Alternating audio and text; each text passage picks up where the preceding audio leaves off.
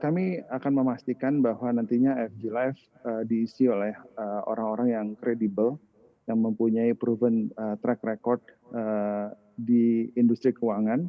Jadi tidak semerta-merta dari asuransi, mungkin juga dari perbankan. Jadi yang penting adalah orang-orang yang mengisi baik di level direksi maupun di level komisaris adalah orang-orang yang punya integritas yang tinggi, mempunyai track record yang sangat baik, dan almost like the who's of who of the financial industry lah. Baik, terkait dengan fokus lini bisnis dan juga jalur pemasaran dari produk IFG Life ke depan, baik produk yang merupakan kita ketahui perpindahan dari polis restrukturisasi asuransi Jiwasraya dan juga produk baru nih yang akan diracik oleh IFG Life, seperti apa nih Pak Pantro? Oke, jadi memang mungkin ini yang nanti bedanya IFG Life dengan perusahaan asuransi jiwa yang ada sekarang. Kalau kita lihat perusahaan asuransi jiwa yang ada sekarang itu mostly memang berorientasi kepada investasi. Jadi kalau kita lihat landscape industri asuransi jiwa di Indonesia, 65% itu portfolionya adalah unit link, 25% adalah endowment. Jadi sekitar 90% itu memang investasi.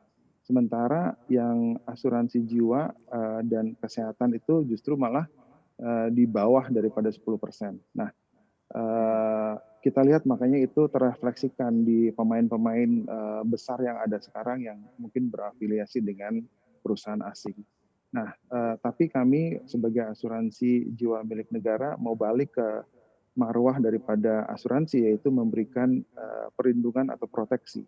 Jadi memang produk kami nanti akan lebih banyak berorientasi kepada proteksi yang relevan kepada masyarakat dan memang yang dicari oleh masyarakat. Nomor satu apa? Nomor satu tentunya adalah proteksi terhadap kesehatan.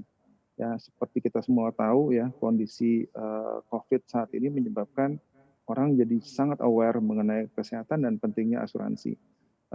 Dan kita akan membangun perusahaan asuransi jiwa yang mempunyai core proposition proteksi. Nomor satu, proteksi kesehatan yang bukan hanya berfokus kepada reaktif ya atau penanggulangan sakit, tapi juga wellness.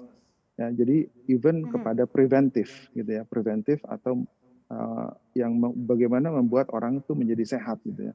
Jadi kita nanti akan punya primary care yang fokusnya bukan hanya mendiagnosa penyakit, tetapi juga bagaimana membuat orang itu sehat.